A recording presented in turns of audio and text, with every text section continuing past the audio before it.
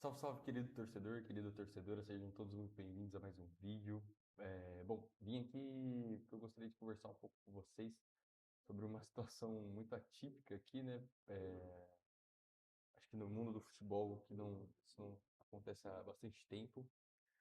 Gostaria de falar um pouco da situação do Roger Machado aqui na equipe de São Paulo. Acho que há muito tempo um treinador que chega já demitido, né? Infelizmente, muito por conta de uma escolha da direção do clube em demitir um treinador que tinha respaldo da arquibancada e vinha de bons resultados, né? Mas que aparentemente por um conflito interno ali de interesse, eles preferiram encerrar o vínculo, né? E aí acabou causando todo esse burburinho aí. E o ano do São Paulo, que já vinha sendo conturbado, já vinha sendo ruim, ganhou mais um elemento, né? Quando a torcida achou que teria paz, achou que teria um decorrer de ano mais tranquilo, acabou sofrendo mais essa surpresa, né? Não dá nem para dizer pancada, mas mais essa surpresa com a demissão do treinador querido por tantos torcedores, né?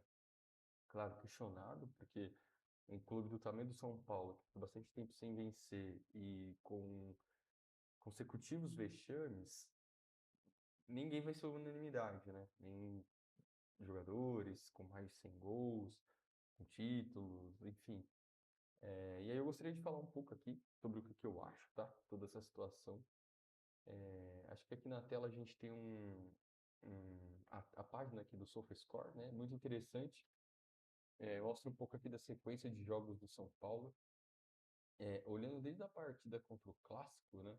São Paulo tem uma partida anterior aqui contra, é, cara, o Brasileirão, se eu não me engano, né? É,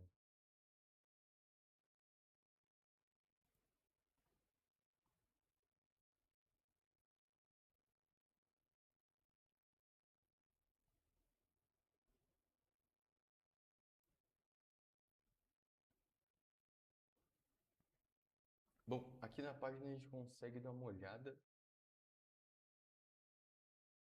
Bom, aqui na página a gente consegue dar uma olhada, né? Um pouco da última sequência de jogos do São Paulo. A gente tem algo bem interessante aqui, né? Porque o Crespo é demitido é, aproximadamente 10 dias depois dessa derrota aqui contra o Palmeiras por 2-1 no Campeonato Paulista, né? Nas eliminatórias do Campeonato Paulista. O Roger Machado assume contra a Chapecoense, vence de 2-0, vence do Bragantino 2-1. Aí emenda 3 jogos sem vencer aqui, né?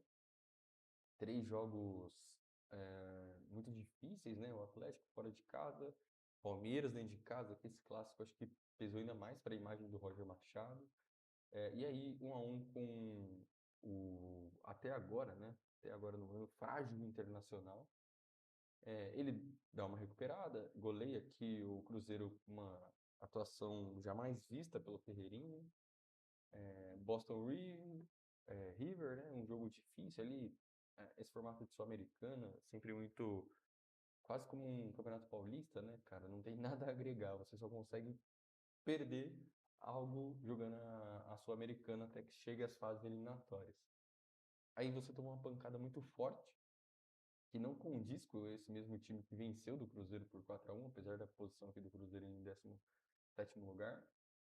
Mas é uma pancada muito forte aqui contra o Vitória, fora de casa, que se imaginava que para um time que está na posição que o São Paulo está, na tabela, né? E aparentemente é muito enganosa.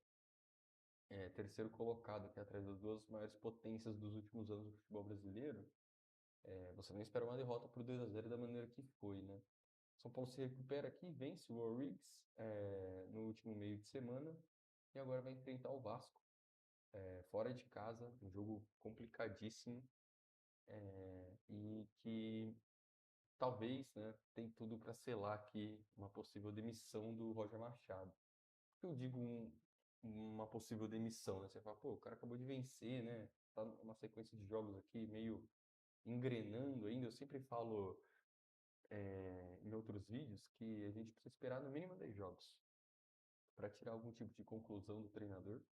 Mas a pressão em cima dele é tão grande, cara, que eu não sei se é possível, se é viável a manutenção desses dois profissionais aqui da equipe do São Paulo. O Roger Machado, claro, muito pelo que aconteceu, pelo que optou, teve de escolha, né? O Rui Costa, que já não tinha muito prestígio com a torcida em sua maioria não conhecia, acabou conhecendo depois de todos esses escândalos, né? Na diretoria do São Paulo, na direção do São Paulo, escândalo com problemas de camarote, né? De venda de ingresso, todo esse burburinho todo que todo mundo já viu no começo do ano, que acabou resultando, né, no impeachment do então presidente Júlio Casares, a queda de toda a sua diretoria e uma pequena reformulação ali pelo novo presidente interino Harry Macis. Bom, voltando, né, por que que eu falo que eu acho que o Roger Machado tem potencial para ser demitido, caso perca para o Vasco?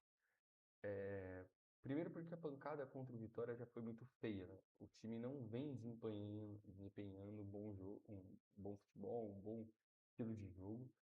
O Crespo tinha achado um feijão com arroz ali que agradava muito a torcida. E aí Roger Machado tem, ó, 1, 2, 3, 4, 5, 6, 7, 8, 9. O 10º jogo é justamente esse contra o Vasco. Ele que acabou de fazer um mês de clube. É, quase que uma loucura absurda pensar nesse tipo de cenário, né? Mas, enfim, dando prosseguimento aqui no meu raciocínio, o Roger Machado ele acaba pagando muito pela escolha do Rui Costa, né? É inegável. A escolha do Rui Costa influenciou demais na rejeição do Roger Machado. Acho que a gente pode discordar aqui de gostos, né, tudo mais. Claro, como torcedor também não estou satisfeito com o desempenho da equipe, mas São Paulo teve um começo de ano, digamos assim, muito surpreendente, né? Principalmente de Campeonato Brasileiro, pelo que a gente esperava. Pode ser que daqui para até a Copa ou na volta da Copa a realidade venha, né? E a gente acabe lidando com um cenário muito mais difícil, de time brigando para não cair, de desmanche do elenco, né? Que já não é muito preenchido, muito forte. E é isso, o Roger acaba pagando, né? E desde aquele fatídico vídeo, né, da diretoria do Flamengo anunciando o senhor Valdemar, e aí todo mundo se revoltando ali atrás das câmeras, né, pela escolha, o Roger Machado foi uma situação do Valdemar Costa moderno. Chegou, a torcida já não abraçou, o clube tentou fazer todo um trabalho ali de rede social para elevar um pouco a moral, dar um pouco mais de fôlego, né, para que ele pudesse ganhar um pouco de confiança da torcida, mas, cara, é, você vê que a insatisfação da rede social, muitas vezes ela não chega no campo, mas, nesse quesito do Roger, chega no campo. Acho que até de maneira covarde, vaiar um treinador que não tem culpa nenhuma de ter sido escolhido para assumir o time, e ainda mais antes de uma partida, né? Acho que você, até o apito final, tem que apoiar 100%, e aí as críticas ficam para o depois, né? Você tem que ali, cara, convencer aqueles 11 caras que estão em campo, mais o seu treinador, que você tá ali, que você confia nele, que, mano, a vitória vai acontecer. E eu acho que um pouco desse momento conturbado do São Paulo e do Roger Machado, nessa iminência de demissão, transparece um pouco isso na escalação, porque o Crespo vinha escrevendo muito que ia precisar rodar o time, que o time é muito desfalcado, muito com alguns gaps ainda, né, na montagem de elenco. Ele montou um arroz com feijão ali de 3 zagueiros, 2 alas, 3 meio-campistas, né, praticamente 3 volantes, né, porque apesar da qualidade do Marcos Antônio, ele é um volante. E aí 2 atacantes ali na frente, tentando fazer presença frente aos zagueiros adversários. E esse esquema do Crespo permitia muito uma rotatividade de peças, porque você conseguia usar o Mike na lateral porque tinha 3 zagueiros atrás. Você que conseguia dar rodagem no trio de zaga, porque você tinha 6 nomes para a zaga. Agora já não tem mais, né? Tem 4. Talvez 3, dependendo da capacidade física de alguns deles, né? Você conseguiu colocar um Nicolas pelo lado esquerdo, o garoto da base, para poder suprir uma ausência do Enzo, do Wendel, né? No meio de campo você também tinha todo esse apoio é, com uma trinca de meio de campo, né? Tendo a saúde do Bobadilha, a inteligência do Marcos Antônio e a onipresença do Danielzinho. E você poderia substituir essas peças em alguns momentos para dar um certo descanso. Porém, nesse esquema de 4-3-3, que é praticamente um 4-2-4, né? Que o Luciano não é meia, né? Apesar de jogar com a 10, esse assunto já é meio batido. Fica 4 atacantes na frente, quase como uma seleção brasileira, né, cara? Mas acho que muito aquém, assim, da capacidade técnica, né? Que a seleção brasileira te oferece jogando com 4 homens à frente. E aí você consegue. A sua dupla de ataque, você consegue revezar ali Caleri com Tapia, Caleri com Ferreira, Caleri com André Silva, Luciano com Ferreirinha, Luciano com André Silva também, Luciano e Caleri, que é a dupla titular, Luciano e Lucas, Lucas e Caleri, Lucas e Tapia, eventualmente, né? Assim, para aquele esquema de tático do Crespo, opção não faltava para conseguir rotacionar o time. E ele fez isso, de certa maneira, no Campeonato Paulista. Era um Campeonato Paulista um pouco mais traiçoeiro, né? Meio que em fase de liga. A gente foi muito esperto para não acabar caindo. E ainda mais porque a tabela dos 4 grandes era muito mais pesada, né? Porque se enfrentavam, né? E os times de baixo acabavam enfrentando contra eles, né? Não tendo um nível de desafio tão alto assim quanto os próprios 4 grandes. Enfim, comparando o esquema tático do Crespo com o do Roger não te permite tanto essa rotatividade, claro. Ele acabou tendo uma avalanche de desfalques, né? Pô, o Lucas acabou machucando contra o Atlético Mineiro, que era o terceiro jogo dele como técnico.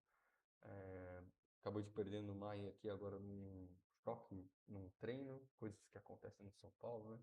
Sabino acabou sendo machucado contra o Cruzeiro, ficou 3 partidas fora, está de volta agora, mas já fez falta, né? No jogo contra o Vitória, claramente ali, São Paulo acabou ficando preso de um lado só, né? Praticamente não jogou do lado esquerdo, ficou só forçando o jogo ali do lado direito. E você consegue perceber esse momento conturbado nas escalações, né? Tanto na formação, 4-3-3, pode ser até o estilo que o Roger gosta, mas não te permite muita rotatividade. Então você tem que ficar forçando seus principais jogadores contra o Riggs, contra Boston River, e isso faz com que o time vá decaindo fisicamente, vá se desfalcando, e eventualmente você vai ter que rotacionar, né? Usar outras peças, não dá para jogar com um cara machucado. E aí você vai eventualmente perder um jogo, porque você entrosou o time da maneira ideal, as peças não estavam todas encaixadas, né? Porque você tinha 11 fechados ali, e eventualmente fazer uma substituição no meio do jogo, que acaba não oferecendo um momento ali de entrosamento, né? No jogo é muito mais do vamos ver, né? E também você não amadurece um terceiro grupo que fica um pouco escondido nos elencos, principalmente no São Paulo, desde a demissão do Zubeldia, que é a utilização da base, né? O Crespo acabou não usando tanto, logo foi eliminado ali da Copa do Brasil para o Atlético Paranaense, caiu também na Libertadores, ficou só com o brasileiro, então não tinha não tinha tanta necessidade de poupar. Então, jogou muito com os titulares, a base foi para o Sub-20, até fez uma campanha muito boa ali na Copa São Paulo, acabou terminando o campeonato com o vice-campeonato contra o Cruzeiro, mas não o fez, né? Tempo hábil suficiente para amadurecer algumas peças da base que seriam muito importantes. Luca, que já está há um tempo no profissional, já deveria estar entrando mais desde a saída do Lucas Ferreira pro Shakhtar, né? O Lucas até entra com o Zubeldia num jogo contra o Libertad, o Morumbi, faz o gol, pô, aquela explosão de felicidade, nossa, tá vindo mais um ponto aí, acabou ficando sumido, ficou pro Sub-20, jogou a Copa São Paulo, acabou que não amadureceu o suficiente, né? Você não usou tantas peças ali que já estavam próximas de fazer 20 anos, Jordan, né? Osório, próprios zagueiros da base, os laterais, Mike acabou sendo alçado ao time profissional e teve que já assumir a responsabilidade de pegar a lateral direita titular, enquanto o Lucas Amon não chegava, pela má fase do, pela má fase do Cedric, né? Mas foi nítido, né? Jogou algumas partidas, começou bem e decaiu fisicamente, coisa normal do garoto. Não dá para você lançar assim no time titular preparado, né? Tem que ter todo esse trabalho de amadurecimento. E agora o Roger se vê na necessidade de colocar um TT contra o Boston River lá no Uruguai com 100 quilômetros de vento. Contrário. O garoto não vai desempenhar o que ele consegue.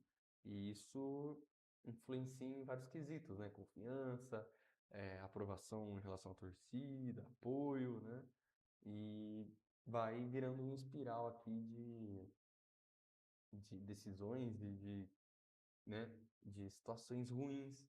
Porque você machuca o seu titular porque você precisou forçar ele porque não tinha um reserva apropriado. Mas você também não amadureceu o seu reserva o suficiente, nem os garotos da base. Então, quando o titular machuca, o reserva entra, não dá conta do recado, vira tudo um desespero, você tenta mudar o esquema tático para não ser demitido, e aí vai entrando nesse espiral, né? Acho que o desaparecimento da base aqui desde a saída do Zubeldia, acho que foi uma das principais derrotas aqui do clube mesmo, São Paulo Futebol Clube, porque é um time que precisa vender, né? É um time que não pode comprar, então você precisa usar a base, mas não. A galera foi atrás aí de alguns jogadores que já teve até passagem pelo clube, algumas passagens até que não satisfatórias, mas se deu mais um voto de confiança, né? Enfim. E para fechar aqui o raciocínio, galera, a troca do Roger Machado, além de ter sido equivocada, reforça muito um fantasma cantado já, né? Que é o Dorival. Desde que o Zubeldia estava capengando ali, né? Tendo aquela sequência de derrotas, atuações ruins, mas diga-se de passagem, 14 desfalques acumulados, né? Todos de uma vez, quase um time e meio, né? Um time e meio não, né? Mas um time e boa parte das substituições possíveis para se fazer, os Zubeldia tinha de desfalque. Já se falava em Dorival. Dorival que acabou largando, né? Desculpa, não tem outra palavra aqui, mas acabou largando o clube para ir para a seleção brasileira. Claro, pessoas diferentes, sonhos diferentes, mas foi uma coisa que o Muricy Ramalho não fez. Eu acho que o trato do Muricy Ramalho com a instituição foi muito mais transparente e verdadeiro, mas enfim, já são águas passadas, né? Não tem muito o que fazer. O Dorival foi para a seleção, não se deu bem, saiu, foi para o Corinthians, campeão da Copa do Brasil, já foi demitido também, está no mercado de novo e, claro, boa parte da torcida do São Paulo gosta bastante do Dorival e aí já é um fantasma cantado. O Roger precisa não para ser para ser demitido, né? Então, essa é a situação do São Paulo Futebol Clube atualmente, terceiro colocado no Campeonato Brasileiro, líder da Sul-Americana no seu grupo, cara, com bastante gente aqui machucada ainda, né? Lucas Moura, o Rio Francisco tem voltado nos jogos do Sub-20, o Paulinho ainda está se recuperando de uma lesão na coxa na final da Copa, na Copinha, né? Na final da Copinha. O Ferreirinha acabou me dando 2 jogos aqui, acabou já se lesionando de novo, mais uma lesão na coxa. O Marcos Antônio, acho que o principal motorzinho aqui, principal perca para o time do São Paulo, machucou a coxa, só volta depois da Copa. Pablo Maia, uma lesão aqui no treino, acabou ficando fora, vai ter que voltar com proteção e tudo, mas vai acabar demorando para voltar. O Arboleda, completamente desaparecido. O Rafael Tolói suspenso para o jogo contra o Vasco. O Lucas Ramon expulso, também suspenso, né? E aí é essa situação do São Paulo Futebol Clube aqui, que eu gostaria de passar um pouco, falar um pouco com vocês, trocar essa ideia. Acho que o Roger é o menor dos culpados, agora que o elenco está na mão dele. Ele tem sim responsabilidade sobre o que se passa dentro de campo, mas inevitavelmente o Rui Costa acabou colocando ele numa fogueira que acho que não precisava, né? Mas enfim, é isso, galera. Muito obrigado a todos pela presença, um forte abraço e até a próxima. Valeu!